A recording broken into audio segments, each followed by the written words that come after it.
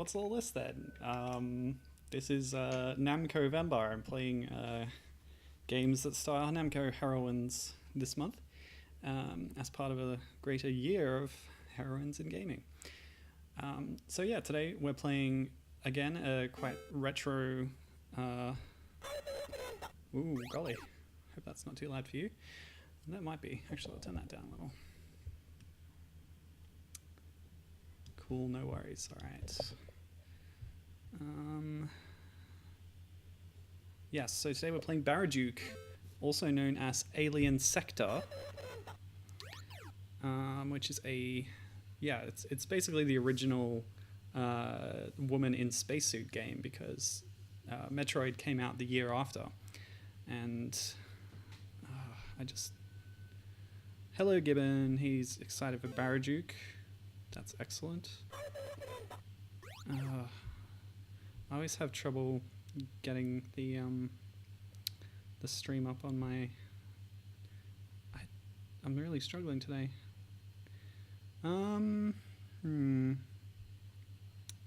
Just bear with me. No, that's not what I need. Anyway, yeah, you can watch the attract mode there for a bit. Ah, finally. Okay, cool. We're on. So, this is Baraduke. Before I get started, I guess I'll show a little something because this game's incredibly difficult. But if you go into the dip switches, which you can do in MAME, that's how I'm playing this, you can change a lot of things about the game that make it easier. So I've already adjusted a bunch of things. 1 coin will give me 2 lives instead of 1, starting with 5 lives instead of 3. By default, when you run out of lives, you'll get sent back to the start of the game. This lets you start from the last level you're at. There's easy difficulty, I don't know what the difference is, but I've toned that down from normal. More frequent bonus lives, and if you're feeling really edgy, you can go for round select, and that lets you choose what level you're going to start at. So if we really get stuck, maybe I'll skip straight to the ending. But yeah, that's pretty cool that they allowed all those things, so arcade proprietors were able to adjust the game's difficulty as they saw fit. So, let's get started without any further ado, A-D-O. Yeah, Baraduke. I guess the game's not going to give us too much story off the bat, but my play character here is Kissy, which is a nickname, of course. And that applies both in the game and in the real world, and I'll explain about that. Let's leave with that, why not? So later on, this character came back in a couple of later Namco games, and I will talk about that later, but she was given a full name of Tobi Masio. I actually talked about this last week. It's derived from the Japanese phrase meaning I can fly, which, as you can see, she has a jetpack, so yes. And you're able to, adjust freely your position in space with the handy-dandy jetpack. Okay, but it's also a reference to a real-life person. The designer of the game is a guy called Yoshihiro Kishimoto, who works at Namco, obviously. He's done some other things. I believe he was involved in Genpei Tomaden, which is a medieval fantasy-themed samurai kind of action game. Which I always get confused with Getsu Fumaden. Which was Konami's similar themed game. So there you got a little bit of a cameo. There's enemies in this game that resemble Pac-Man. Whoopsie. Okay. Yeah, luckily we do have that 2-hit shield there. So that'll keep us safe for a little bit. But yeah, this game is quite difficult, so... Oh boy, that's really creepy actually. Yeah, the evil Pac-Man, yeah. Stuff of nightmares. So the theory is that the Kissy name comes from Kishimoto because the second player is given the name Taki, which corresponds to the programmer of the game. Oh, sorry, I've got that the wrong way around. So Kishimoto was the programmer, and Takahashi Yukio is actually the designer who worked on Genpei Tomaden. So I got that mixed up. Sorry. So yeah, that's where they theorized that those names come from. And those are two men, despite the fact that the characters in the game are two women. So yeah, that's unusual for this day and age to have both playable characters to be women. So it's notable and worth playing for that reason. And others, maybe, we'll see. I'm behind on chat a little bit because all right. Oh yeah, okay. So Gibbon's saying he loves this game on multiple levels. One, for being a predecessor to Metroid. And of course, I know he's a big fan of the Metroid series, SMI. Oopsie, I killed one of the packets. Oop. I'll explain about that a bit later. Oh yeah, there's a horrific death animation. But also, it's an arcade predecessor to Metroid, he says, since he's always sort of wondered what Metroid would be like if it had started in the arcades instead of on the home consoles. Yeah, it started in the arcades like Donkey Kong and Mario, he says. So yeah, it's interesting. And those origins have informed the basics of the series. Wow, losing a life, it starts you back in the same place you were. You don't even have to start the room again. That's quite good. And I'm glad I turned on that extra dip switch option. So I should be able to get through this game, I think. So fingers crossed. And yeah, Gibbon's saying that Kissy also has been used in further Namco stuff.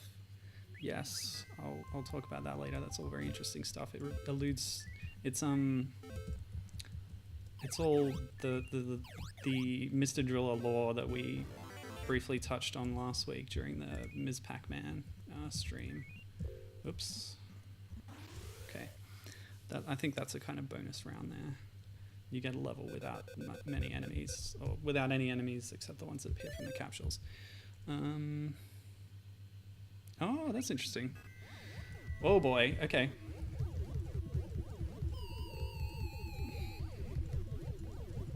Okay, so you would have seen how the game works by now. Cool. Whew. It's very action-oriented. When you kill enemies, the enemies will spit out smaller enemies, but the main source enemy is the important one there. I guess not that one, but this one on the floor that takes multiple hits. Once you take it out, there's a capsule. You open the capsule, and one of three things comes out: either a small gem that gives you score, a packet, which is one of those little bunny-eared yellow aliens. They're kind of the mascot characters of this game, and they assist you in a few ways. Or you get that purple Pac-Man enemy, and it's all random. So that's just the basics of it there. And yeah, once you have the packets, oopsie, yeah, okay. I could have avoided that. So what the packets do, you build up a number of them, and then they take up a spot on the bonus wheel at the end of the round or whatever. Oh, yikes. Yeah, no invincibility frames. Just run into two jellyfish and die straight off. So I do have that 1 credit remaining, and I'll use that. And I can go down to continue from floor 7 instead of first game, which is kind of English for start game from the start, I guess. So yeah, the packets will take up spots on that bonus wheel, giving you more chances to get a shield, an extra shield point for the next level. And the other thing they do, you saw when I went to the boss fight, a little packet flew from me to the boss. They have a kind of attack that'll help you out in the boss fight by throwing themselves at the boss and doing some damage. Yeah. Jeez Louise. Yeah, so an interesting thing about this game is the soundtrack, I guess, and that's pretty immediately noticeable. It doesn't so much have a soundtrack underlying it, but there's a lot of sound effects going on, and there's a kind of ambience in the background that's sort of pulsing. I was reading little interesting blog entry on a blog called Magweasel about this game, and it included a playthrough that was recorded on Nico Nico Doga, which is a Japanese video sharing website, and it's worth a watch, even though I find the captioning comment thing on Nico very distracting. Basically, things that people type show up on screen and slide across and kind of get in the way of your view. But the author, I guess, also puts comments on there. Yeah, they're doing a high score run of the game, which shows off some interesting secrets and stuff. But anyway, that's where my information for the developers of this game come from, because otherwise that information is a bit hard to come by. But yeah, thanks to Magweasel for putting that info out there, telling me about the designer and the programmer. There's also a couple of people I haven't mentioned yet. The sound design and soundtrack and stuff are all done by Yuriko Keno, who apparently was, along with Junko Ozawa, instrumental in developing the very first concepts of soundtracks in games in Dig Dug and some other things. Oh, here's the robots. They are kind of like me, flying around with a gun and the big red hands. Nasty. So yeah, and Junko Ozawa, the other person I named there, was responsible for the little sound effect that you heard right at the start. I guess, yeah, you don't really hear it much after that, but they use that soundbite a lot in the sequel. It's the voice of the Packet who says, "I am your friend." And I guess it's supposed to be saying "I am your friend," but it's really hard to make out because the voice sample is so crunchy in its digitized form.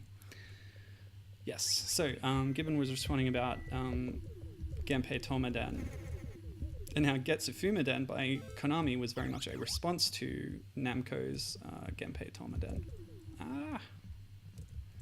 Yeah, you kind of got to bait these things out sometimes to get to. Yep, okay, great.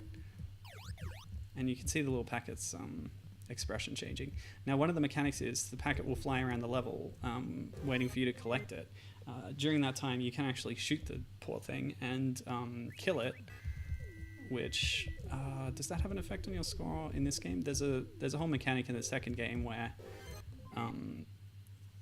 killing one of them by accident or deliberately will give you a single point added to your total, and that, when otherwise they're in multiples of 10 or 100 or whatever.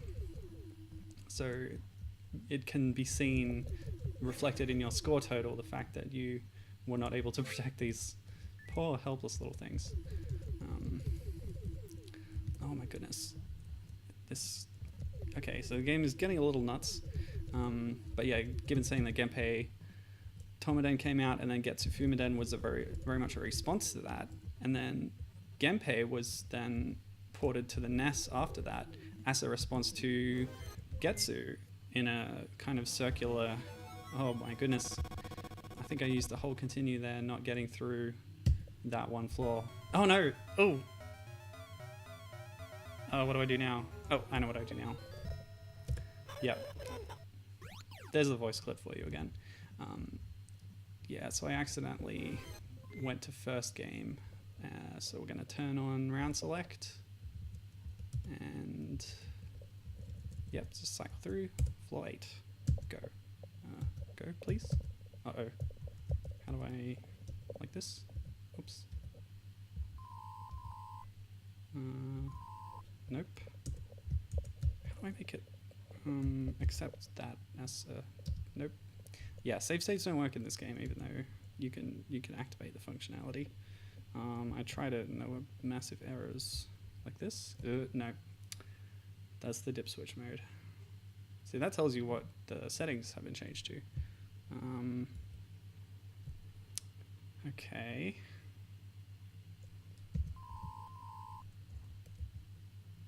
Oh, I guess you have to hit that dip switch on the fly like this, and then... Oh, what? Hold on. Ah, good grief.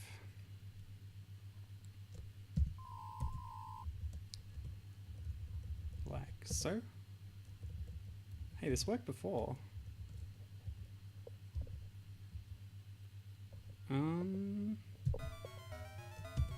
Well, it worked while I was in gameplay, so... There we go. So that's activated it. Then I'll go to 8 and then turn it off. Hey, that worked. Oh, great. Okay, figured it out. So here we are, back at floor 8, and let's keep going. Oh, sorry about that. So Gibbon's correcting me. Getsu... So I said that Genpei was ported to the NES. It's not actually a port. It's a sequel, or Gibbon saying it... Hang on. Sorry.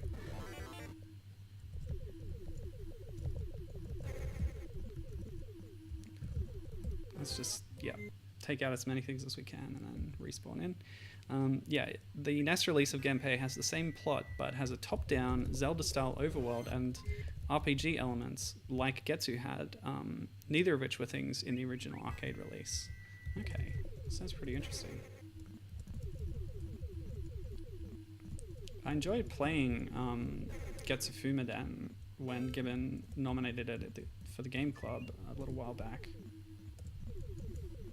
So checking out these other related games sounds pretty interesting. Oh, those squid things. There's more and more squids. So down there we got our first look at this little guy. He's got a shield on his back, which protects him from shots from the back. I've gendered him, but it's not really applicable. Oh yeah, the aliens that are the bad guys here are called the Octeans. I believe they're called the Octi in the original release, and later on they were identified as Octians through other media. So they're the blue octopus type creatures who they've invaded the Packet's homeworld, and according to, again, later media, Toby Masuyo was sent by the United Galactic, what was it called again? Something. Hold on, I've got it written down. United Galaxy Space Force. She was sent by them to take care of the Octians and protect the Packets. And I guess I'll mention that information I got just now from the official website that is tracking the UGSF kind of meta series that Namco or Bandai Namco has used to connect a lot of their games. So it's really interesting stuff, actually. I recommend checking out the official UGSF website from Namco, because according to that, like I mentioned last week the fact that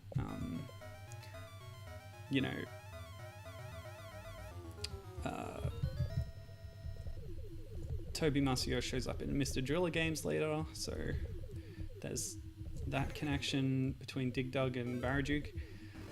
Oh, that stupid Pac-Man. Damn.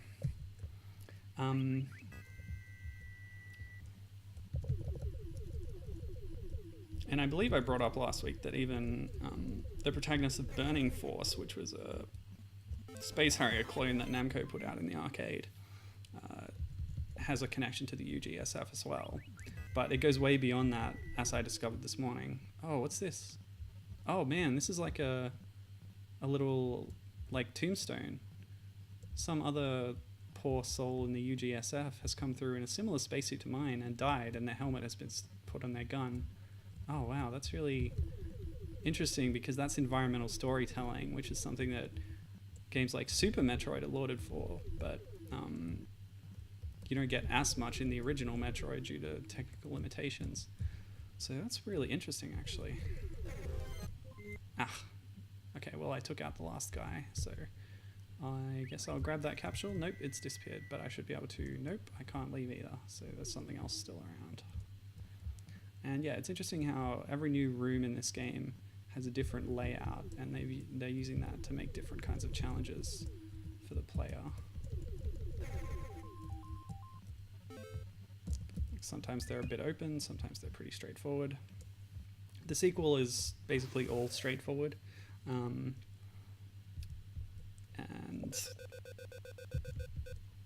they adjusted a few things and kind of turned it into more of a straight scrolling shooter.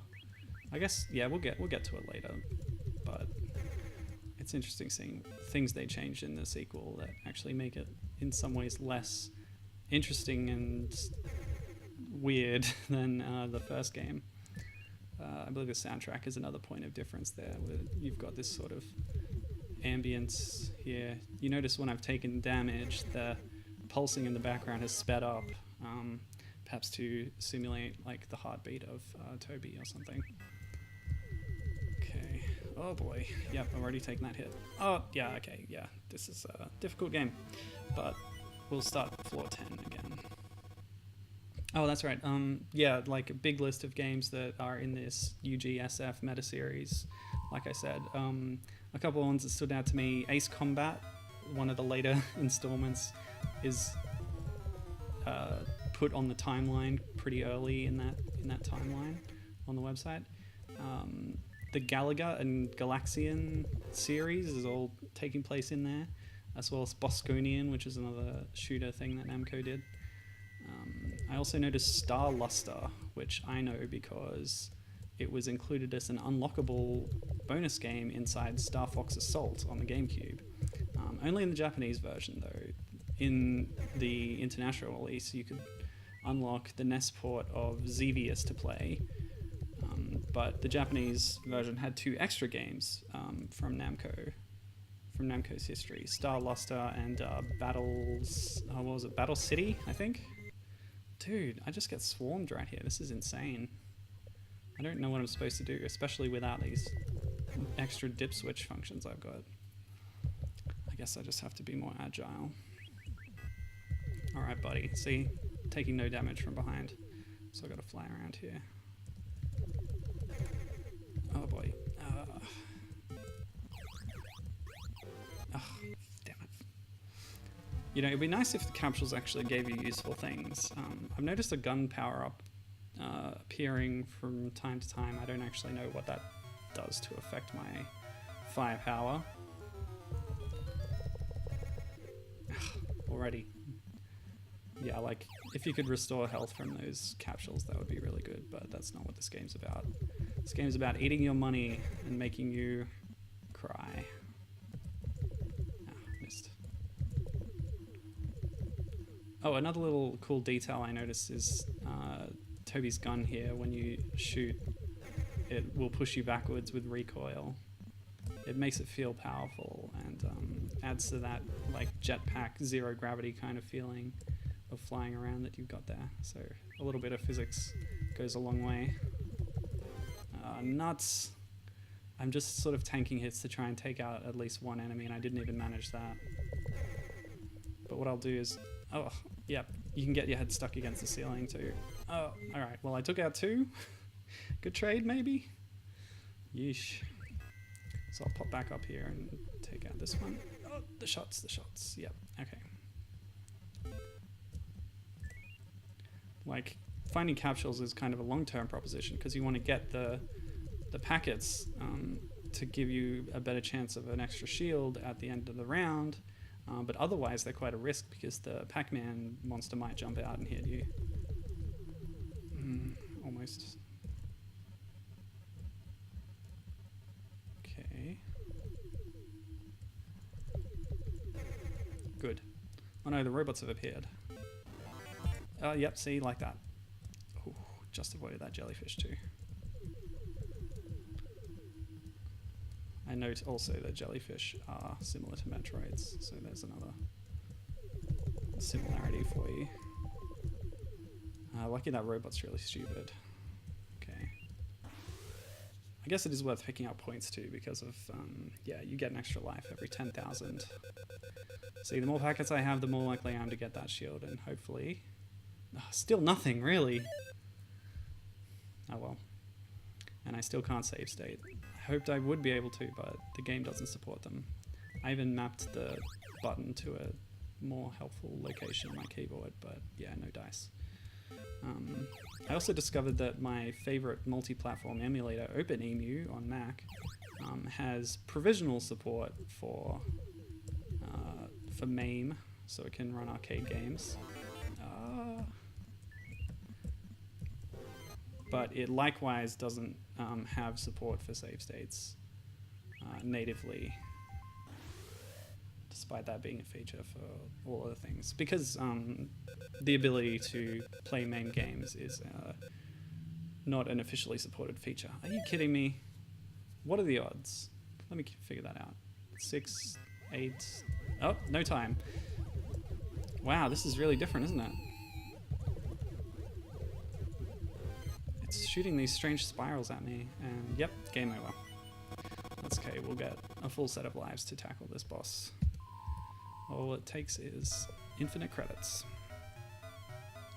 So I think there's, what, 6 or 7 of these, like, worlds in total, and each has 6, whatever, forget it.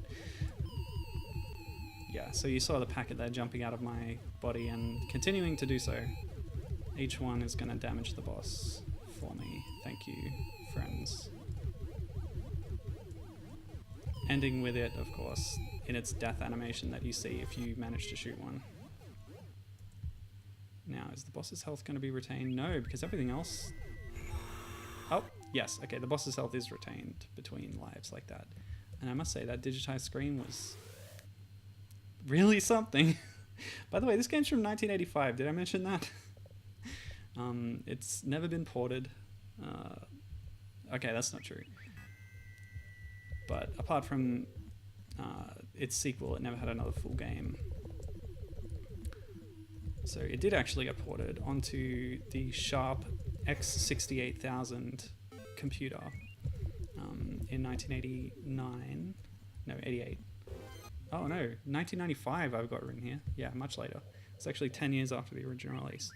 Although that port is supposed to be pretty close to arcade perfect, so that's cool. I considered trying out that version instead of this, but it wasn't likely to be any easier. I might have access to save states in that case, but it would also mean learning a whole new emulator and trying to set it up and run it, which isn't always an easiest thing to do when you're on a schedule.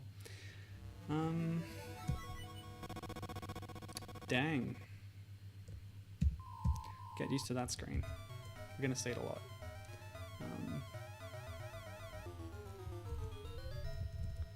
So let's see. The game is also released on the Wii Virtual Console, which had a bunch of arcade games, as you would know if you used that service at all.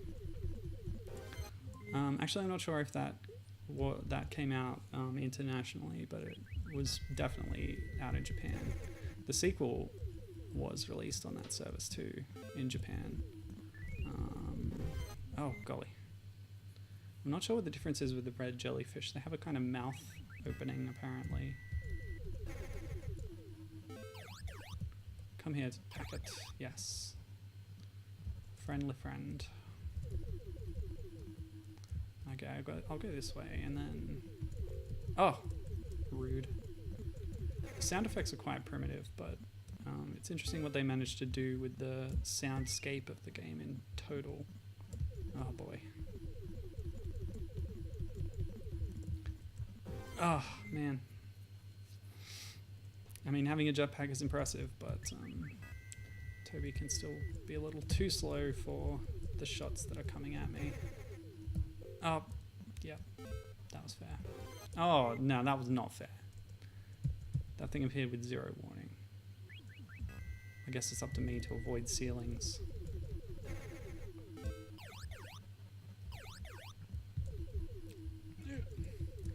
I promise you, I will get a bonus shield from the end of stage roulette at some point. Oh, no. Yeah, cool stuff. All right. Give me more coins.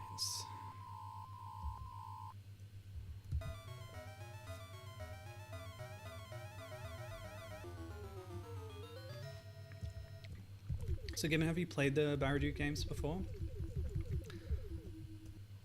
You seem pretty into it, the idea. I wonder if you can give me any tips. I mean, it's all execution, really, which I'm obviously bad at. Ooh, Tony says he's going to drop by soon. That'll be nice. Since we discussed this game last week. And I know he's into the Mr. Driller series, and this is deeply connected into the lore and the backstory. Come here, packet. I don't know why they run away from you. Guess they're just shy. Yeah. So... Oh my goodness. Okay. Yep. Alright. So like I said, this predates Metroid by a year. It's unclear whether it actually influenced Metroid, probably not. But it does kind of have the same setup where you're an anonymous space warrior. Not anonymous, you know the name in both cases. You're a space warrior who, I guess you don't know their face is the thing, until the end when they reveal that they're a woman, which is like, ooh, that's unexpected for a video game.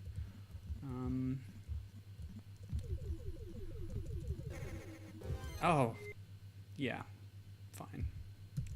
Must be pretty close though, come on. But yeah, I've mentioned before, I think, I'm pretty sure, that Metroid wasn't even the first Nintendo game to do this, although actual release dates I'm a bit unclear on. But Mac Rider, which came out before Metroid on the NES, it had a similar kind of ending, at least in the arcade version, which was called Versus Mac Rider. It was a bit expanded in the sense that there was an extra, you know, intermission aspect where by the end of the game you reveal that the Mac Rider person who's riding the bike in the space suit thing or whatever, yeah, was a woman the whole time. So that's another time that Nintendo did the same thing. But yeah, I'm not really sure. The documentation isn't there for when arcade games get released. But yeah, I have fulfilled my promise now because I got that extra shield in the roulette and I've already taken those 2 hits, so it's all moot. And I've lost my last life, so didn't help much. Oh, Zach's here too. Hi, how's it going? I didn't check any of the chats after I posted about what I'd be streaming, so didn't get anyone's responses. But yeah, good to see you here. Hope you enjoy games from 1985. So it's quite simple, but you know, what I like is the fact that you can move freely around the stage. It's not just a scrolling shooter where you're moving in one direction the whole time. I find those a bit restrictive, and yep, at least I took out that one guy.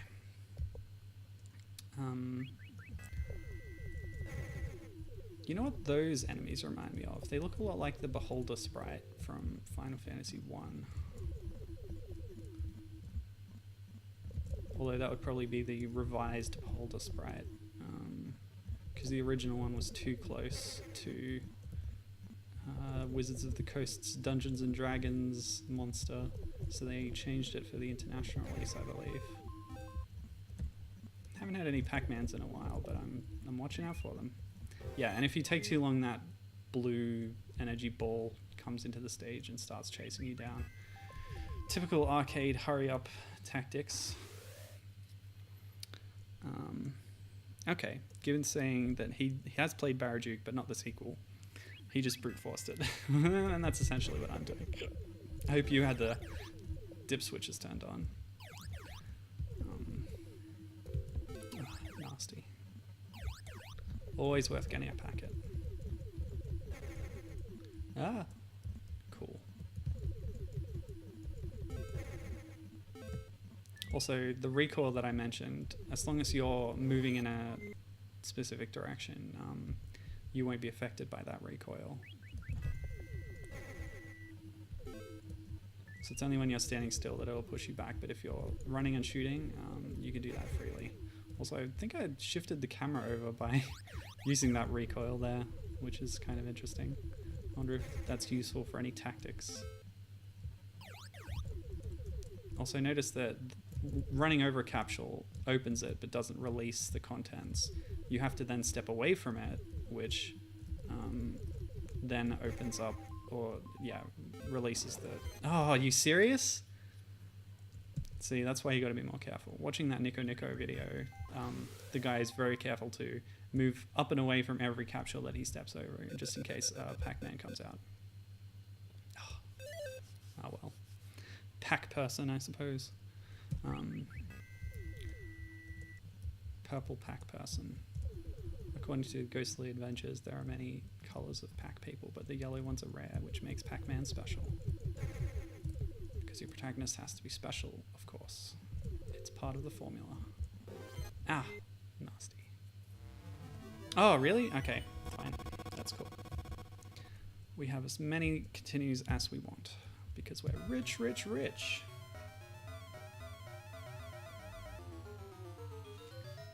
I've slammed so many 100 yen coins into this machine, it's not funny. And I had access to the dip switches, I guess? Yeah, so what's interesting about the layout of this stage is you have to get past that obstacle and then go down so you can hit the enemy off to the side, because Kissy can only... Oh, yeah, I knew that was going to happen. Yeah, Kissy can only shoot left and right. There's no diagonal aiming, there's no looking up, looking down, there's no crouching. I do have the free movement of the jetpack, which is the only boon, really. Now, how do I get past this situation, though? So it's filling up with jellyfish there, and I can't hit either of those things. Do I have to tank a hit? What if I go down here? Ah, that works. Nice. Another small detail that I like is the sound of Kissy's feet on the floor. If you're not hovering but running along the surface, you get a little toot toot toot toot toot sound, which is always fun. Yeah, so even when I lose a life, all the enemies that I've defeated will stay defeated.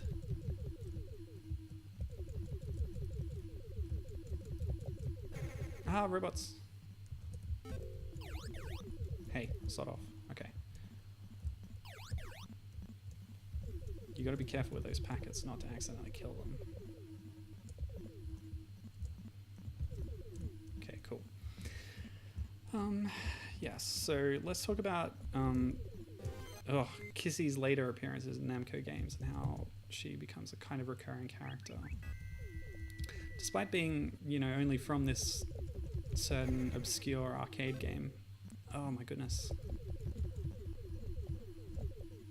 She came back a few times, so I guess the first one was in Mr. Driller, actually. Oh, what is that? That's an even scarier robot, and I'm very scared. Okay, cool. We managed to get under it. Oh, and then run straight into that shot. Man, oh man.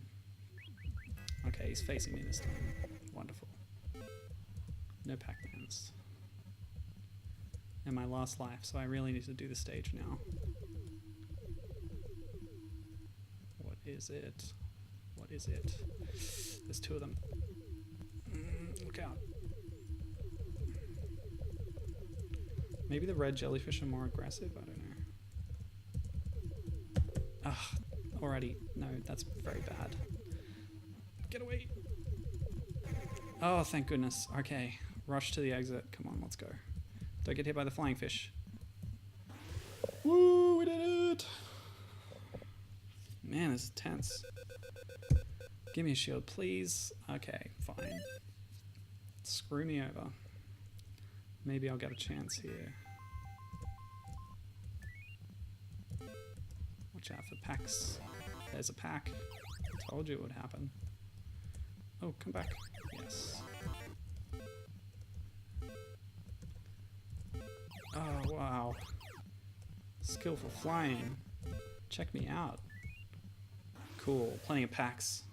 We really, really ought to get a shield here. So that's, yeah, 6 out of 8 chance, 3 out of 4. 3/4, 75%. And it paid off. So no extra lives, but we've got that extra shield. No packets to help me because I guess used them on that bonus chance. Nuts. That's okay, we'll try again. It's no worries.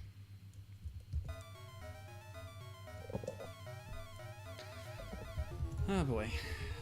Yeah, so in the Mr. Driller series, Kissy shows up again. They give her a real name, which is Toby Monsieur, which I explained already is a pun on the phrase I can fly. Oh, that scream, it's blood curdling, and not for the reasons they intended. Okay, and yeah, they explain that Toby is actually the mother of the Mr. Driller character, whose name is Susumu Hori.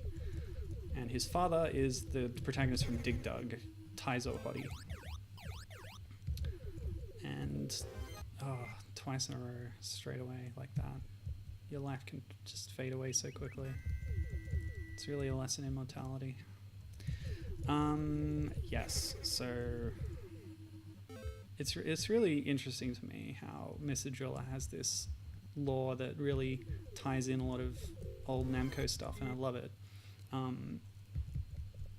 Especially because the game itself is so cutesy. It's just, you know, it's a puzzle game. There's nothing that you would expect it to be this sort of big crossover backstory kind of thing, but it's wonderful that it is. Forget score, I don't need it.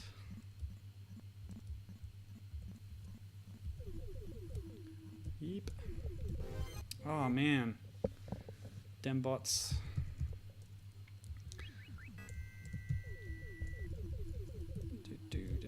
So yeah, she's a recurring character. I think she's playable in some of the Mr. Driller games. There's a few games in the series, spin-offs and stuff.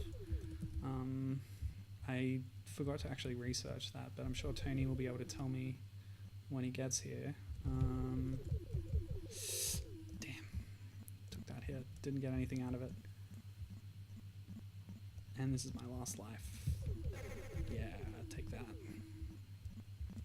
Forget you. Oh no, the super bot. Run. Alright, we slipped past it.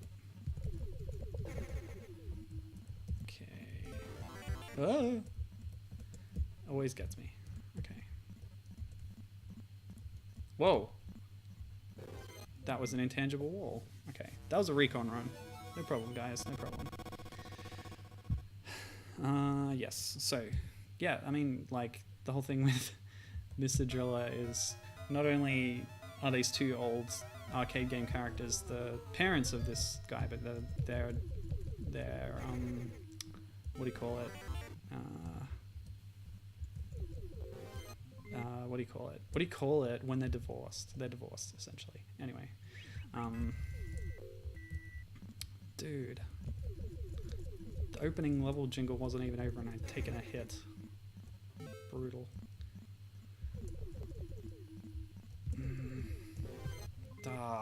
So yeah, Mr. Driller, it's like super cute, really fun little art style with big heads and everything.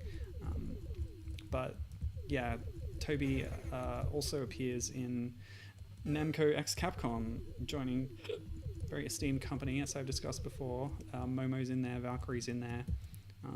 It's kind of a celebration of Namco characters. And I believe she was cut for Project X Zone, unfortunately, as is the case for a lot of things.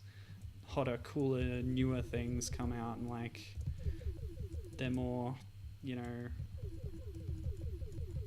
marketable or whatever, so they all get the prime spots and poor old retro heroes like Momo and Toby get shafted. It's unfortunate.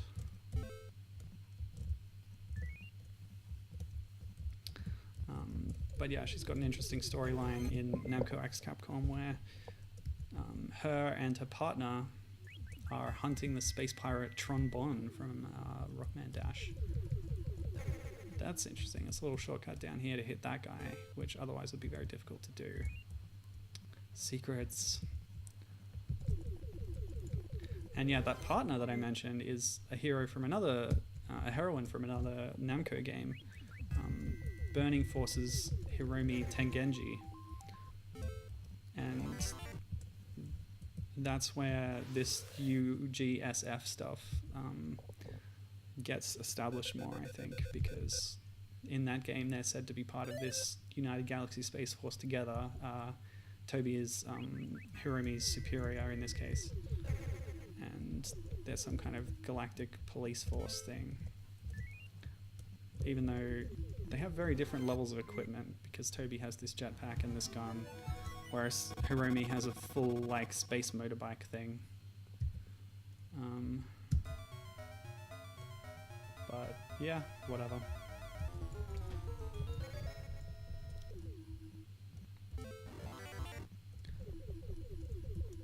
Yeah, I was wondering if the appearance of these old Namco games in Star Fox Assault had any implication vis-a-vis the canon of the Star Fox series. But I think what I decided on was that, if anything, the games exist as things that the members of Team Star Fox play amongst themselves, because we've seen them a few times playing different game consoles that either look like a Game Boy Advance or a SNES or something, often appearing like the Star Fox games themselves, perhaps as a kind of simulation of their own space missions. So yeah, I figure they've got some games that aren't about them as well. My theory is that Slippy develops the games, so I don't know, maybe Beltino made the Namco ones or something. But it could easily also, just as they play games about the Star Fox team and R-Wings and stuff, maybe the events that are depicted in Starluster and Xevious also happened in the Star Fox series. And if Starluster happened, then the whole UGSF stuff happened. Sort of. Maybe in the Star Fox version of things, all the characters are talking animals instead of humans. So just imagine when Kissy takes off her spacesuit at the end of this game, she's actually, I don't know, a fish or something. Ah. Which would make Mr. Driller also a fish, I guess. Or half fish, at least. They never really established how crossbreeding works in the Star Fox series. Because Fox has a girlfriend in the comic who is a different species. She's a fennec fox, which is probably is unable to actually interbreed with foxes in real life. But you always fudge things when you get into anthro territory. Yeah. Ooh, Gibbon's got something to say about that. Yeah.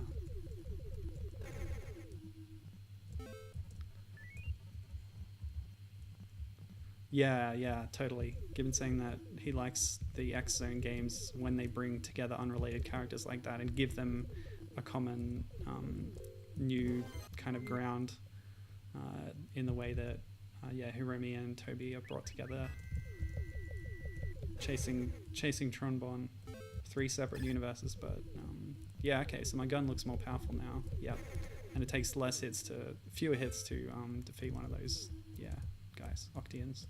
So that's lovely. Does it go through walls? It does not. I'll try to keep that as long as I can. Pew pew pew. Okay, great. Ouch. Yeah, so much for keeping it. But oh, it's run out. See how my shot went back to its original red color there. Okay, let's just skate in here and take this guy out real quick. Wow, I didn't even mean to dodge all these shots, but I somehow did. Ooh, there we go. Got the gun again. Ah, didn't even kill the silly bugger. No! Why is this game so hard? It's to eat your money, I know the reason. Come on.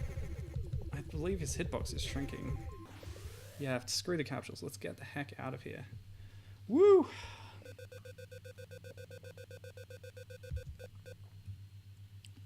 Yes! extra shield. I'm so happy. Of course, once again, I'm coming in with 0 lives remaining, so it's not the best situation. Yeah, I think the key to this game is perfect play. That might surprise you. But if you build up a stock of shields and continue not dying, get extra lives with points, and get through it with a bunch of extra shields, then... Oh, seriously? Yes, this game is brutal. Yeah, so Gibbon mentions cross-em-ups between Xenosaga and Xenoblade in presumably the latest X-Stone game. That would be number 2. Interesting. Given saying that Starlink establishes that Star Fox takes place... nutso. Just takes place in a different galaxy than Earth is in, so not the Milky Way. Yeah, a lot of the Star Fox games I've noticed in their scripts are pretty loosey-goosey with space terms, and they often use the word galaxy when they mean a star system. So it's not something that I always take seriously, but yes, I'm always up for those connections.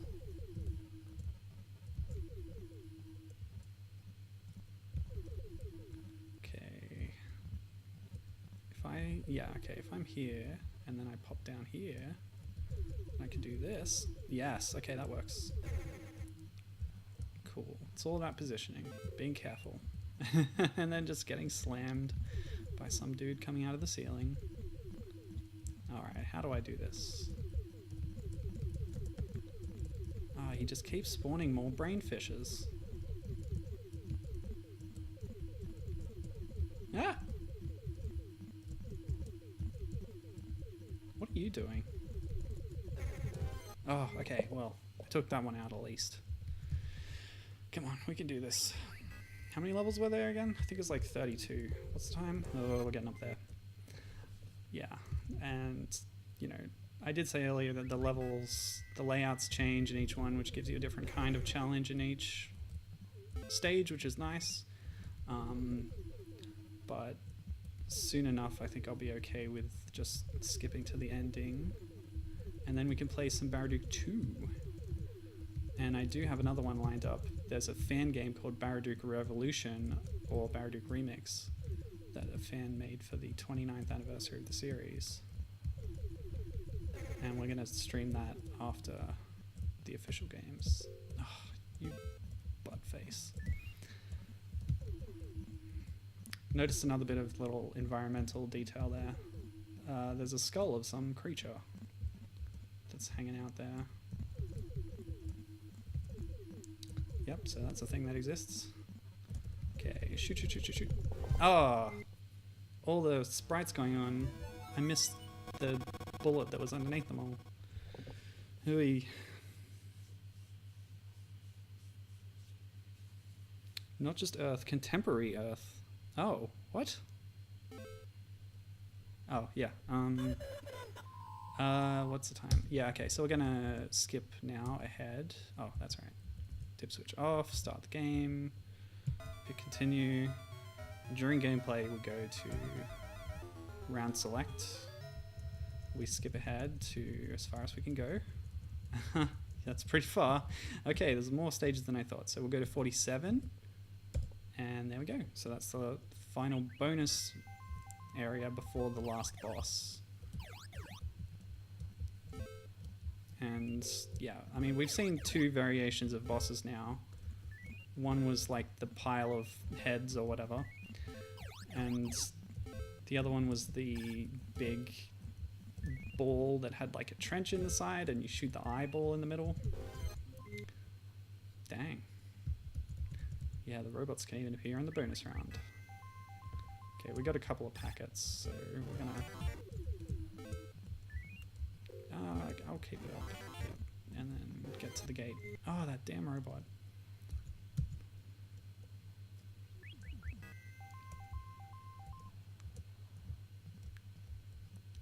But yeah, then the mound of heads thing repeated itself, so I don't know how many bosses there are in total, but if they're gonna be repeating content like that, then yeah, let's skip ahead. Come on, for the last, yes, for the last final boss, 2 lives, 3 shield. Let's do it. No packets to help me. Yeah, that one looks different. It's kind of a giant version of the Octians we've been facing all along. Although my gun doesn't appear to be doing anything. Did I need to bring some packets in? Oh, the bullet storm is intense. Oh yeah, okay. Oh, right. That's right, I read about this. You fly inside the boss and shoot the eye. That's how you do it. And it doesn't appear to be shooting back, so as long as I stay inside its hitbox, I think we can do that. Oh, that shield didn't even last me through my life. I lost a life and I'm back down to 2 shield. That's really quite shortchanging me, I feel. If I earn that extra shield, that should be a permanent upgrade, I feel. Just more ways that Baraduke is going to be brutal too. Oh, by the way, the name Baraduke, I didn't mention this yet, but it actually comes from, supposedly, it's the name of the space fortress of the aliens. So the Octians live in Baraduke, and that's the place that I'm infiltrating, I guess.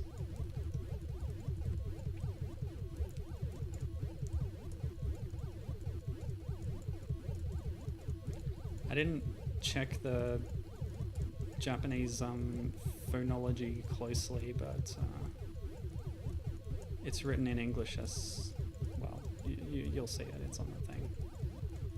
It's in the title of the video. Is this actually working? Maybe it just has a lot of health? Given saying he had no idea that you could fight it this way. How did you fight it? Did you beat this thing? How did you do it?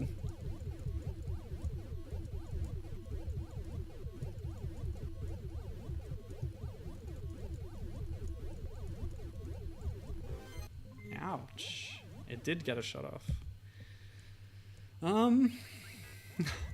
Yeah, got any tips for me? Yeah, instantly killed. Fantastic. Okay, unless Gibbon can give me a strategy here, I will not be able to beat this thing. Gibbon says, I'm not actually sure that I did, come to think of it. Well, that means we're not going to see Kissy in her natural state underneath that helmet. Too bad. Well, there's plenty of, well, you know, her default state in Namco X Capcom is helmet off. Yeah, it'll have got all its health back because I had to go through a continue there. But yeah, what I read on the HD 101 article about this game is that you fly inside the mouth and then shoot the eye, and that's how you beat this thing, which the game doesn't explain to you at all.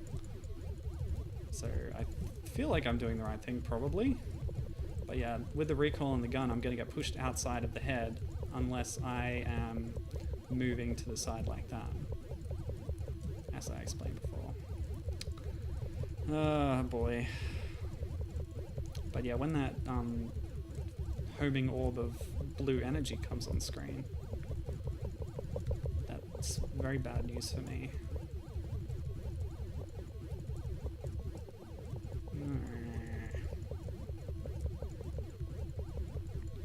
Yep, there's that famous soundscape I was telling you about.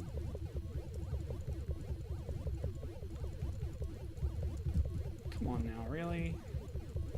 Oh! Maybe that's what they meant. Okay. Oh! Oh! Hey!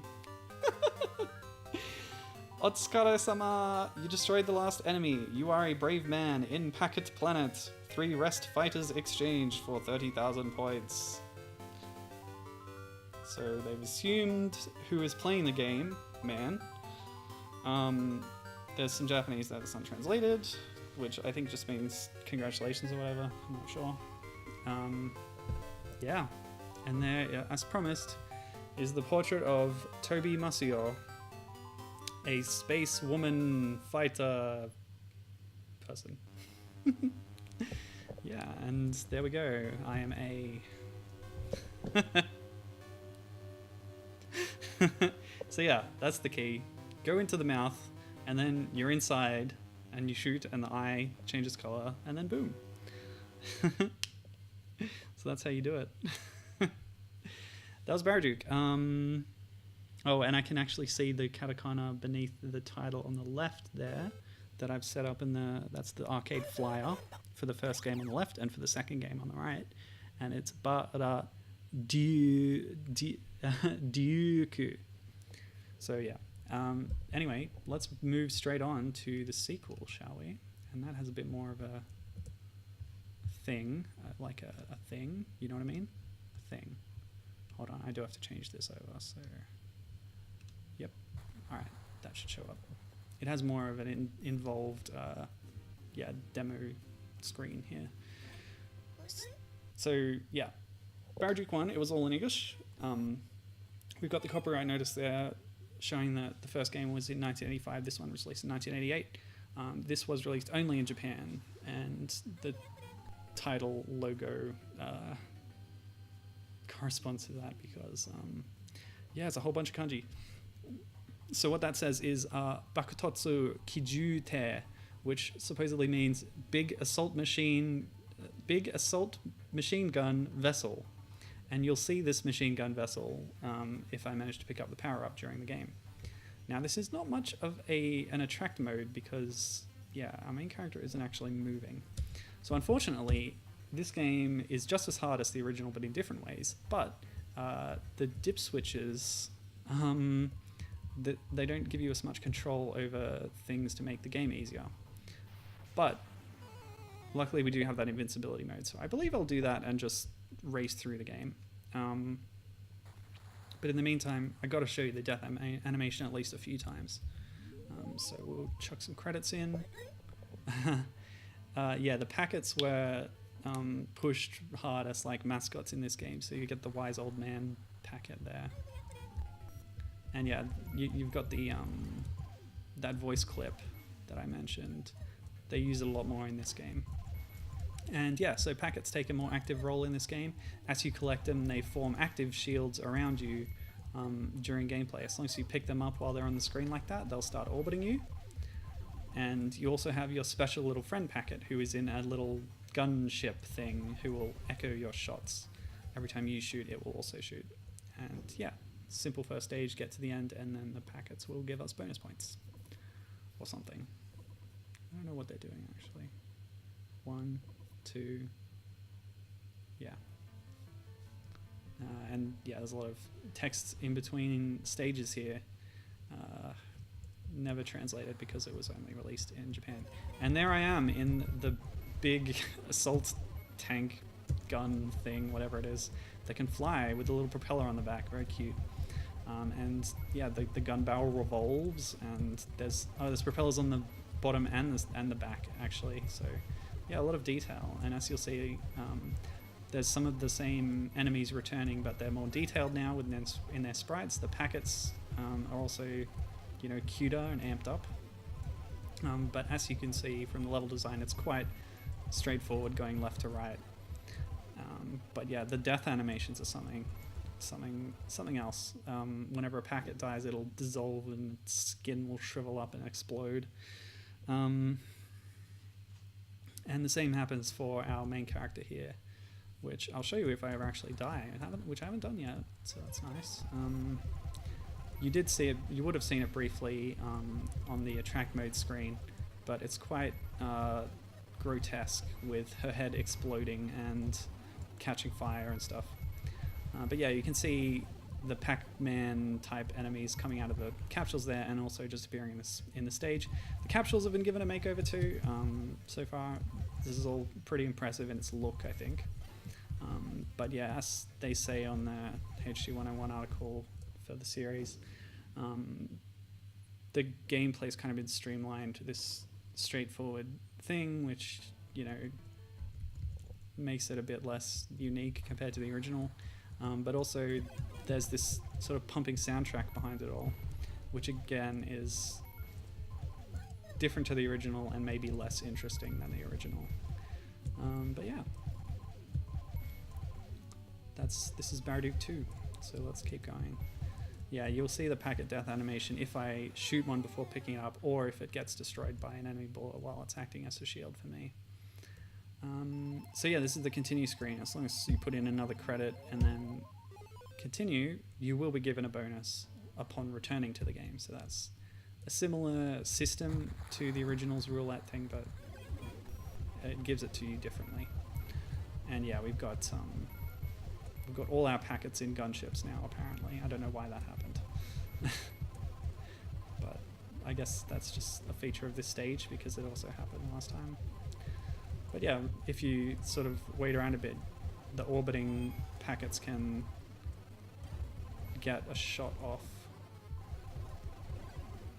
if an enemy is in a difficult spot. And yeah, out of that container was an extra, like, gunship thing for one of my extra packets. Yeah, so when you take a hit, you will be kicked out of your gunship, and then you're back into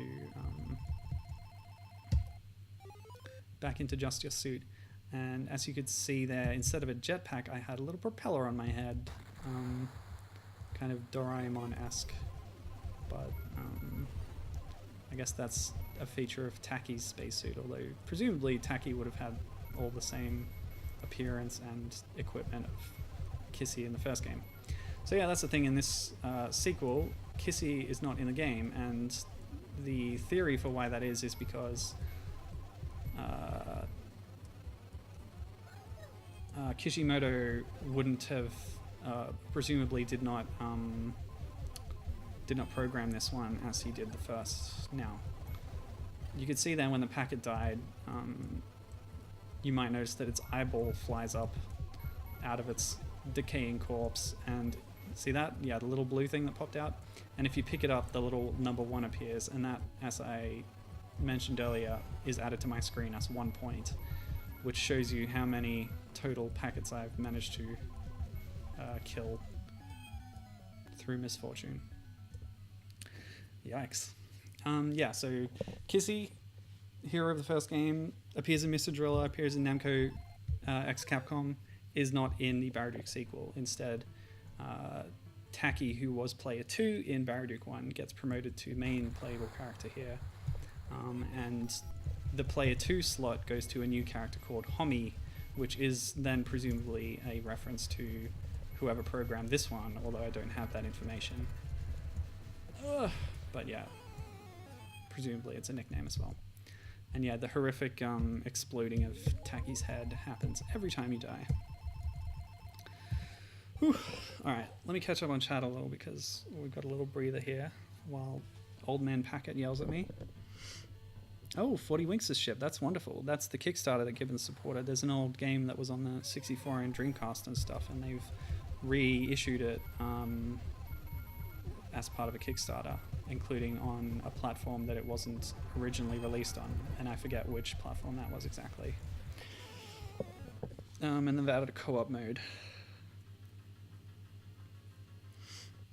Gibbon says that the something is very Metroid-ish. Oh, going inside the mouth at the end of Baraduke 1 is very Metroid-ish, reminiscent of the Metroid Queen. Although, as he says, it's actually the other way around, because the Metroid Queen would have been after this. Yeah, I actually agree with you. Gibbon says he likes the graphics improvements in the sequel, but the gameplay changes and the more cartoony tone don't really do it for me. And yeah, I agree. You can see how they're kind of amping up the packets as these mascot characters, and that's all part of that tone change, as you said. So the black packets are actually bad for you. You don't want to hit them, and they're orbiting in this boss fight.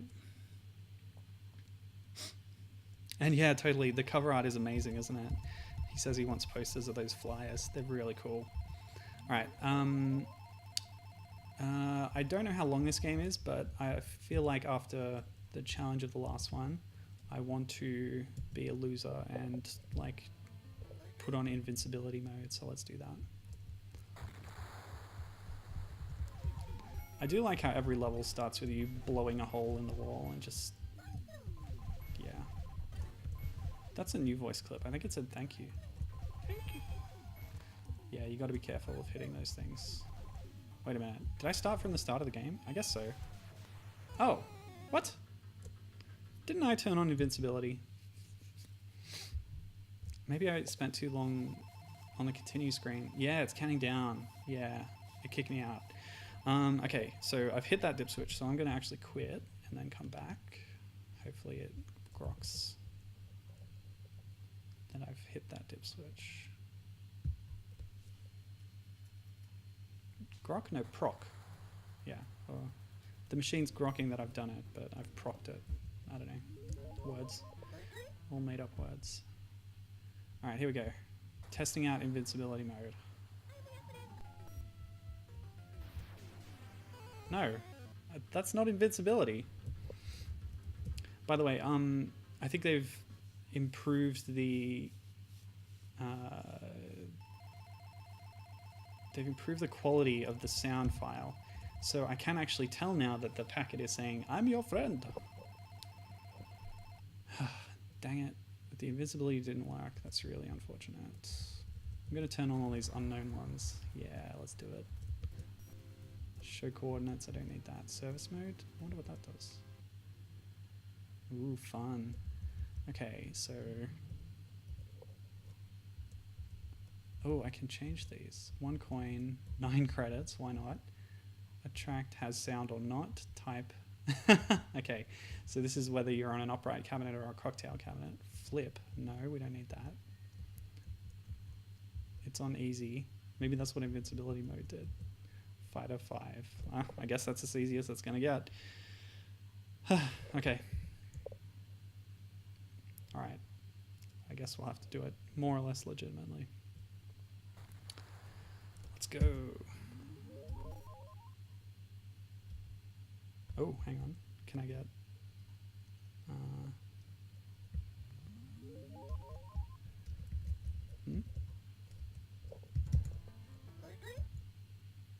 Okay, I think I was waiting for another...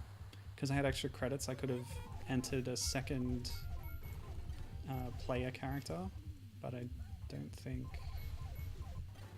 I don't know, maybe I was pressing the wrong button, but yeah. Anyway. I'm going to assume that Homie looks exactly the same as Taki. But yeah, the default mode for this game is that you have only 1 life and then you have to start the level over. But I've changed that now and I have 5 lives, which is represented there on the left corner of the screen.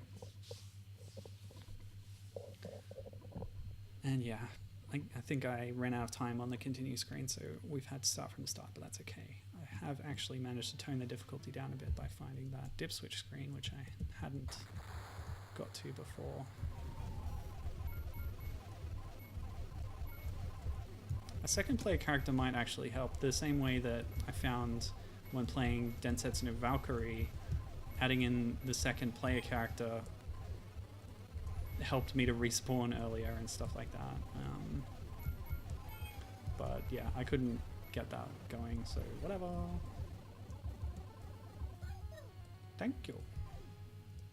Yeah, I appreciate that the voice clips are more recognizable now.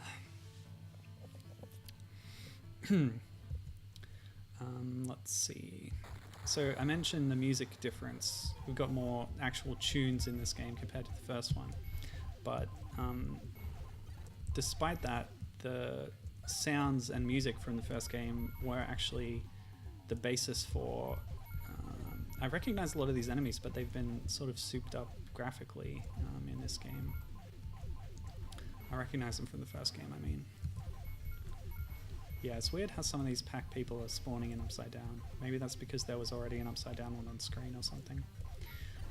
Anyway, yeah, there was a remix in Touch My Katamari, which was the Katamari game on the Vita, which I just finished playing myself, actually. I didn't notice this in the game, but it might have been unlockable or something. Oh, that's right. There was a big, like, shop. You could spend the in-game currency to buy new music and stuff, and I never really messed around with that at all, but I noticed while searching today that the soundtrack, which is available on iTunes Japan for Touch My Katamari, has, yeah, a Baraduke remix that It's a bit like the sort of Game & Watch or Donkey Kong remixes in Smash Brothers, where they kind of mix up the jingles and sounds and stuff together into a kind of electronica tune, and it actually sounds pretty cool, at least from the 30-second sample that I heard on the iTunes store. I don't know how I didn't get hit there, but that's nice. I'd like to hurry, but there's actually a lot of enemies on screen. Game. So don't rush me, buddy. Okay. Oh, yep. Okay, cool. Oh, just made it. Dude.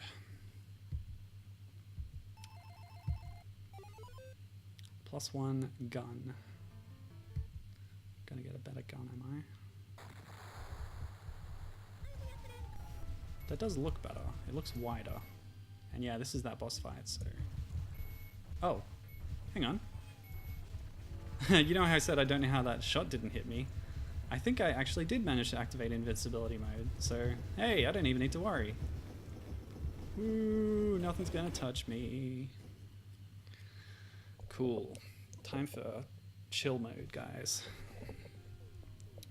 Oh, lovely. Okay, so yeah, interstitial cutscenes. That's a nice feature in arcade games. So we get actually an advanced viewing of what Taki looks like under her helmet. Didn't have to get all the way to the end. And yeah, that bright red hair. Oh, brain balls. Nice. I think that's something I just have to avoid, I guess. Ah, evil Pac-Man. Haha, I don't even have to worry. Oh, I love invincibility mode. Thank you, dip switch programmers.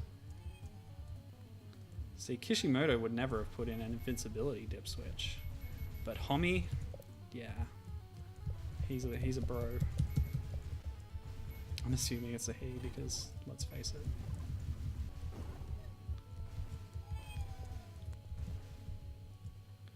I mean, there were women programmers in the Japanese game industry back in the day, but not many, and they were pretty discriminated against. A more common role for women in games development is music. What is this? I got a +1 something. Don't know what, but I'll take it. Yeah, let's go. I wonder if the background is supposed to look like that or if it's a mistake. There's really no way to know. So yeah, the packets act as shields in this game, which is nice, but it doesn't make it like heaps easier. And yeah, as Gibbon says, these levels are really short, especially if you can breeze through them in invincible mode. But yeah, they are. I guess the idea was shorter levels, but more of them. A bit like Mario 3, I guess, is what comes to mind. Because that game has a lot of levels, but if you like sit down and try it, a lot of them are over very quickly. Oh, I see. I can't hit this capsule unless I have some rotating packet options to hit it for me.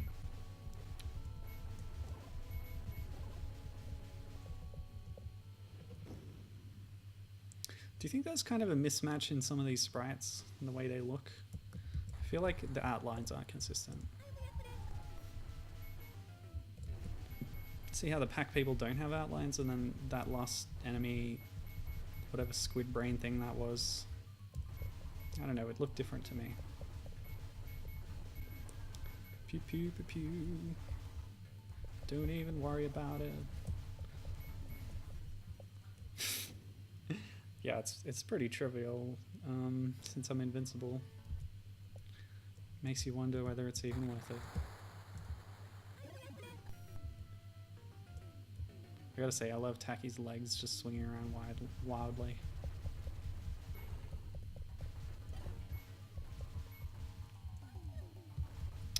Maybe if I had a level select, I would just skip straight to the end. I do want to show... See what I mean? Look at this guy up on the top there. He's got a black outline all around his body with his tentacles and stuff. Whereas the pack person, no outline at all. I ask you, is this acceptable? Okay, so I managed to get another gun upgrade, and it's changed the sound of the gun. Yeah, Gibbon stays at 2 now. It's the kind of thing that you notice in things like Yoshi's Island DS, where they've sort of taken sprites from different games and sort of jammed them together. And maybe there were a few people working on the art and they didn't communicate too well, or I don't know, but you, even games like, even venerated games like Super Mario World and Link to the Past have some pretty ugly sprites and they don't all match. Boom. Yeah, so that was the kind of boss that we saw in the first game. But there was some pretty intense explosions there too. I wonder if we're going to get the piles of heads in this game too. That's so cute. I wish I had the time to sit down and translate what the old Packet Man is saying there. It's the sort of thing I could do if I had time and a dictionary. But I'm not good enough with Japanese to just do it on the fly.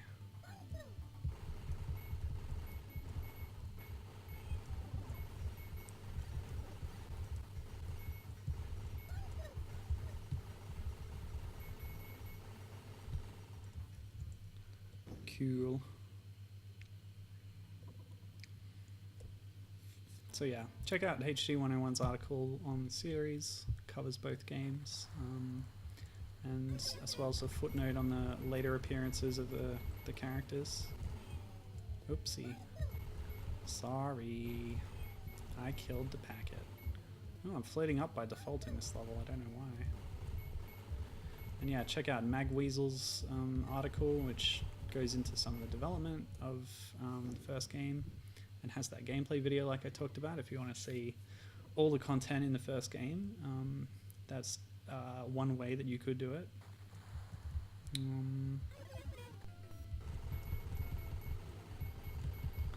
But yeah, I think one of the biggest Baraduke fans on the internet is probably the guy who made the fan game. So I'll talk about that a bit now. We'll be playing it after we're finished with this. But yeah, so the guy's name is Jamara Tynek Leonard.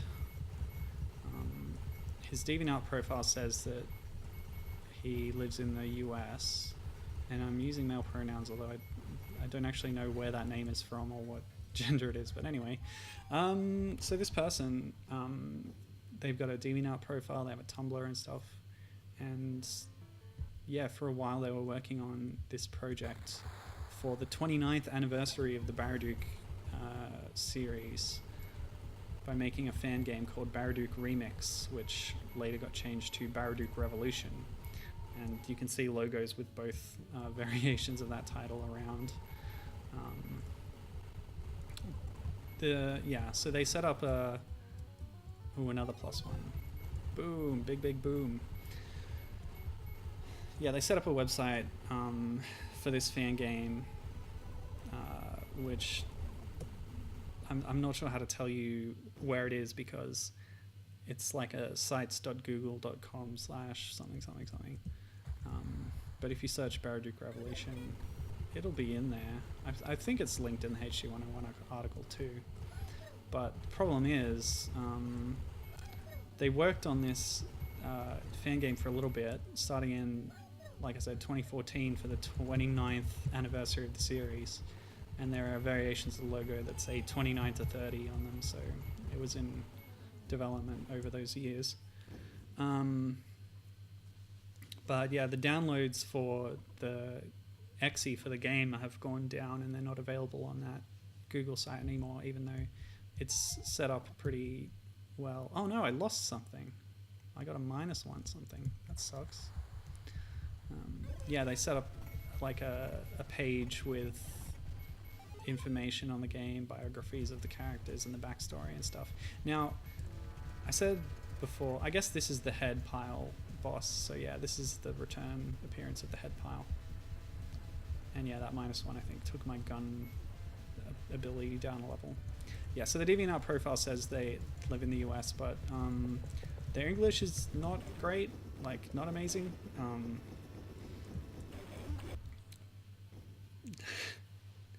Good old digitized screens. Okay. Break time. Yeah.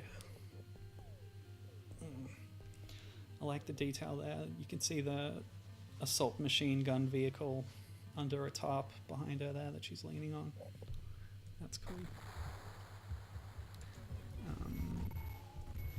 Yeah, so you can still check out the sort of biography page on that site, but the game downloads that were available there have gone down. There were two separate ones, like one for the game and one for a demo, and I'm not sure entirely what the difference there is.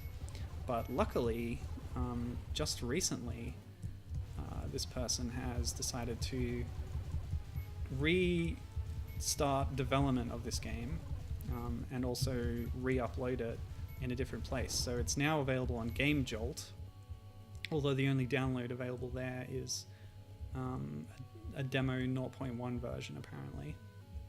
Notice when it said hurry and I linger too long in one place, a giant enemy starts encroaching from the left side of the screen. Big blue mass there. Scary. Oh, it's one of those eyeball orb things. Ooh, yeah. That's how they hurry you along, not the homing orbs in this game. It's a bit more impactful and menacing. I like that actually.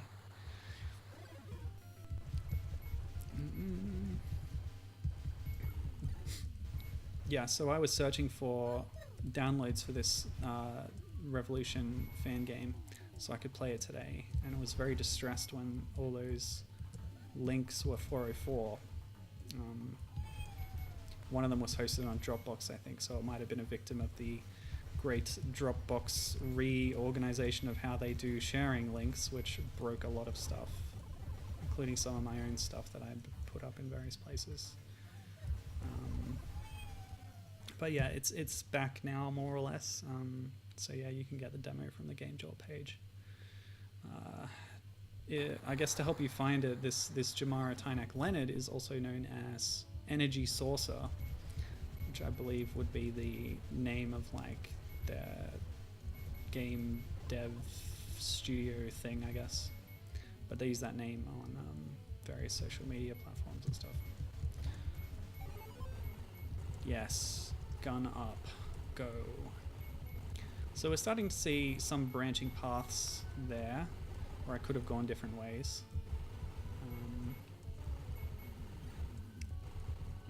But it's still pretty straightforward. You can see the little brain jellyfish spawning. They look pretty different in this game. And they're not as much of a threat, because the level design is more straightforward and more about flowing through it rather than trapping you in tricky situations.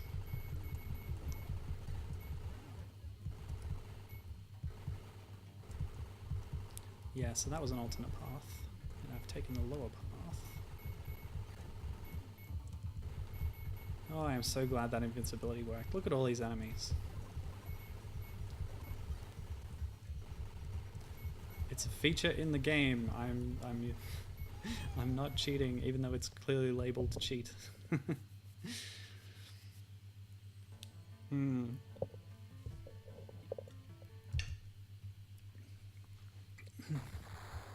And yeah, a cool thing about the fan game Baraduke Revolution is, yeah, I think the black ones will just damage you.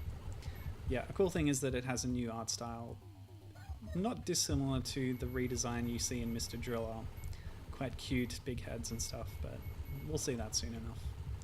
For now, we're still playing Baraduke II, so I guess I should talk about it more, but I don't know, there's not much else to say.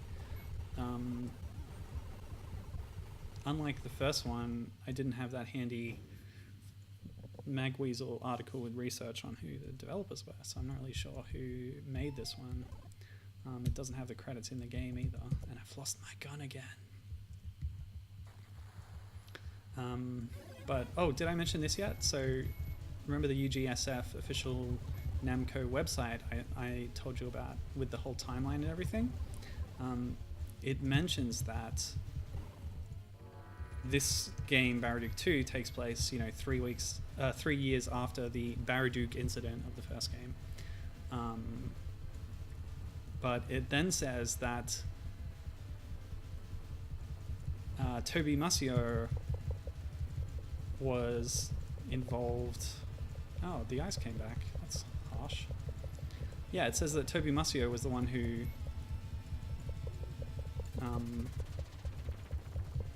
uh-oh.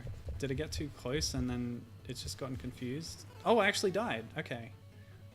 So there is a death state, even in invincibility mode. Okay, we'll be a bit more careful with this boss now. But it's given me the big gun, so that's good. Yeah, so despite in-game evidence clearly showing that Kissy is not involved here and it's Taki and Homi, the UGSF website says, no, Kissy returned to combat the Octian menace and put him down for good, apparently. So yeah, I don't know how they think they're going to get away with that erasure of history there, but that's clearly not true.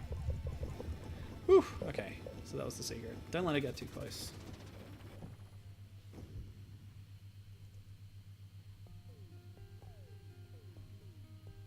Break time. Enjoy that break. It's weird how the music track almost seems cut off because, yeah, break time just ends abruptly. Okay, so how many levels were there in the original game? Oh.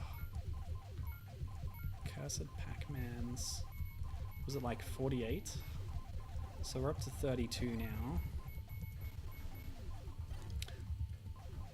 I can't assume that they have the same number of levels, but... And yeah, so it appears the invincibility does not extend to... Well, it doesn't extend to packets, and it also doesn't extend to my assault machine vehicle.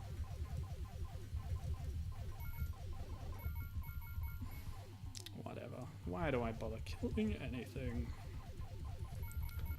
Only the blue capsules are worth getting because they will upgrade my gun.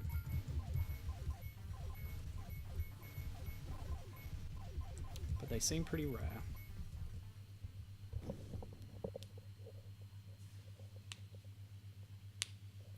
So if Starlink says that Star Fox series is taking place parallel to contemporary Earth, but in a different galaxy, that actually does sort of line up with the rare universe nonsense that I've been involved with.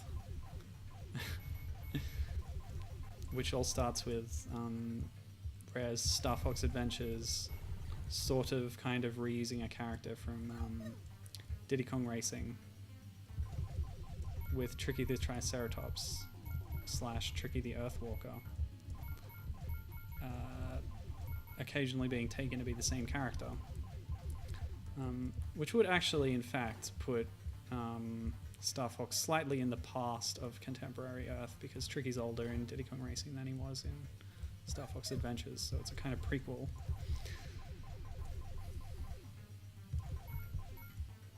Yeah, see, this level is actually quite different with its tight corridors and the bouncing brains. So they're still using level design to give us different kinds of challenges, so that's nice. To some extent, they're doing that.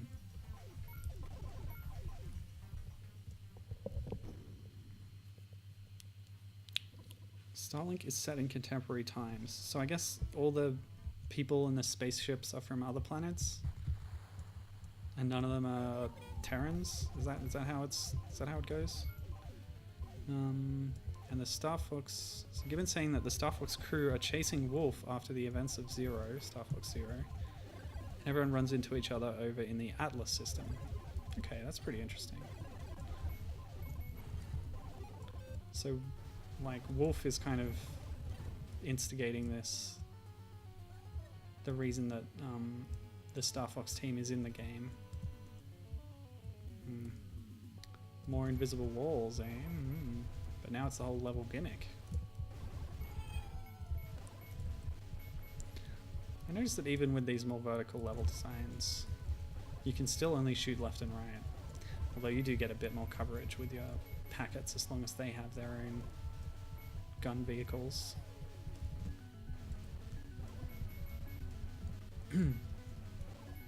So that's interesting. Because one, Star Fox Zero was yet another reboot, so now there's something following on in this third or fourth or fifth continuity of Star Fox. It's building up another universe for itself again. But also, yeah, the fact that they're able to actually travel galactic distances without the use of the black hole, which in the first game... What? That's weird.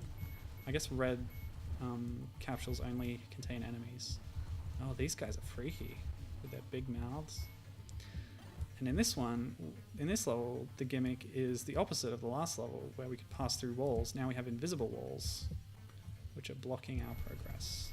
Oh, these guys are cool too. I like these. It's like a little snout guy on two legs who's pulling like an artillery thing with eyes. That's really weird. I like that a lot.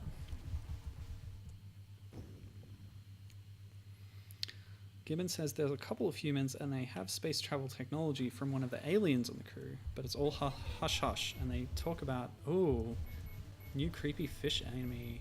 Yeah, they talk about how they're not allowed to talk about it back on Earth. That's pretty interesting. So they're secret space rangers who've been like uplifted on the down low. That's a good pun, actually. Yeah, okay, I like this. Gibbon, if you keep praising Starlink as much as you have been, you might actually get me to play it eventually.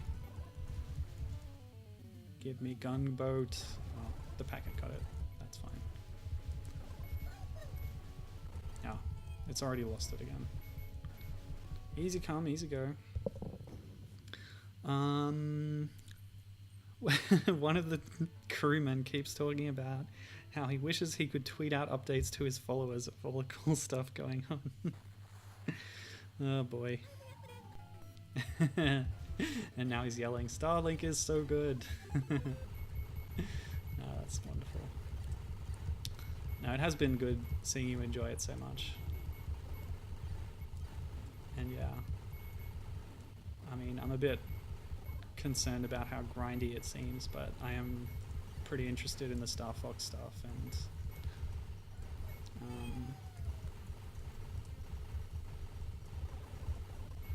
yeah, it looks pretty cool. Other than that as well, some of the designs of the pilots are like nice and I like them.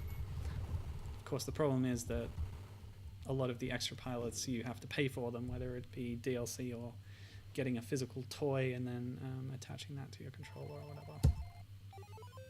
Alright, gun up. I don't think I've gotten this higher gun level before. Let's see what it looks like. Boom! Oh, that's huge, man. That's great. I like that.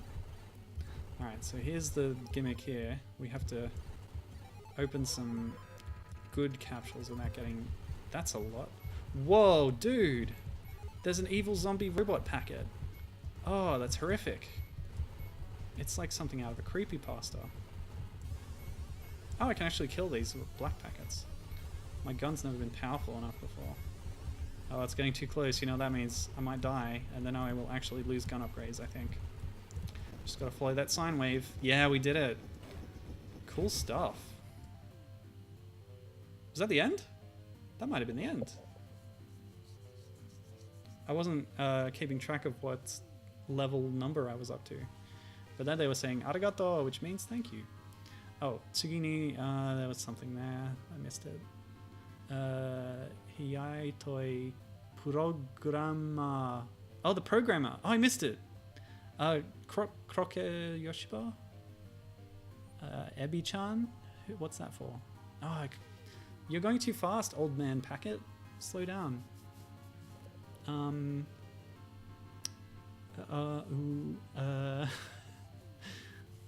So this might be credits, but nobody's really ever bothered to note them down before. Maybe nobody's played this whole game before. I certainly couldn't find a Let's Play that covered all of this game. Don't know how interested anyone is in seeing, you know, cheat mode, but this might be the first video to show the entire content of the game. And that's it. So what happens if I press... Yeah, it's just adding credits. I should have a 2p start button. Yeah. Number 2. It's not doing anything. So are we back to the start? Yeah, this is the first level, isn't it? Yeah, we're back to the start. Cool, so that was it. Oh, Gibbon says there is a long play of this. Or he swears there is, so... apparently the grinding in Starlink is 100% optional. You can zip through the story fairly easily, but he likes being overpowered. And yeah, Gibbon also surprised at the evil zombie robot packet. Absolutely. Oh, well, it feels good to cheese my way completely through that game. So, yeah. But there's another thing on the docket. As I said, we still have Baraduke Revolution to play, as much as there is of that anyway. So I've got my virtual machine here, and I'll just have to change over my input thingy. Yes, that should work.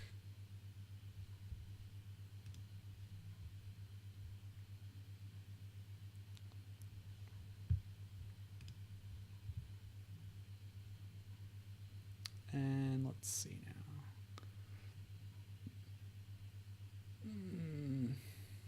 Yep, that's what it should look like. Like I said, that's the two versions of the logo that I found online. One says Remix and one says Revolution. Also, one has the trademark symbol and one doesn't. But anyway, yeah.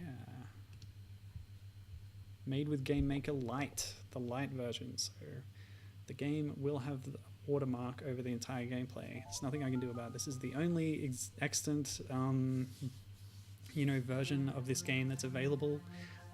I think it's basically just a re-up of the existing game that the guy had already made a while back, and then he just put that up on Game Jolt. Yeah, but this is pretty much all we have. Actually, what happens if I click full version? There's some sort of preview screenshots, and I think that's it. There's some videos on the Game Jolt page and elsewhere on social media, like I said, of the game in various states, but as far as I'm aware, this executable here is the only thing that you can go and download yourself now to play this game. So yeah, let's get into it. Play. Here, this is presumably a depiction of Baraduke, the fortress. And yeah, there's our hero, and I'm your friend. Nice. Classic. Like I said, go to the website. Alright, here we go. So we're moving around, we've got spacebar to shoot. One of the surviving elements of this game that you can still access is the soundtrack, which was made by, it was outsourced to someone else or commissioned from someone else, and that's all available on SoundCloud. So yeah, this version of, well, I mean, it says remix, but it's really quite different. But anyway, I guess it's just a new installment of the series in a way. But yeah, as you can see, it's much more vertically oriented and downwards oriented to Toby can't, or Kissy. We can actually see on the left there under my health bar, M Kissy Toby. So the M, her last name Marcio, which is just put first. Kissy is a nickname and Toby is her given name. But yeah, she doesn't appear to have a jetpack in this game. She can jump pretty high, but there's no free movement like there was in the original game. Although her gun is pretty good. And yeah, as before, you have to step over the capsule and then move away from it for whatever it is in to come out. And the packets have got a redesign with much larger ears. Toby, of course, has a large head, as I said, with the art style being in the chibi style. I don't know what getting packets actually does in this game, but let's assume it's a good thing. And yeah, we've got the score pickups, and we did see the evil pack people before as well. So all those elements are here, but it's slightly different. It's an even more cartoony art style again, compared to Baraduke II. And yeah, just it's a bit different, but yeah, it's pretty nice. Yeah, Gibbon says this is very much a driller look, a Mr. Driller look. Yeah, you can see a lot of artwork by this guy on his DeviantArt in this style. Not all of it Baraduke themed, but yeah, I think he's got a pretty fun little style. Whoopsie. Okay, cool. Enemies go down in one hit, which is nice. Sound effects seem loud on my end. I'm just gonna check the levels. That looks okay. Yeah, that's fine. Because I turned it down when it was a bit loud for Baraduke II, I think was a bit loud, so I turned it down. Yeah, I'm pretty low health, but I don't actually know what happens. I appear to have 3 lives. It's really nice how she does a little pose when you get to the end. That's cool. Giving a little peace sign or whatever. Victory. Oops. I want to get a good look at one of those evil Pac-Mans, because they're back in this game, but obviously much cuter again.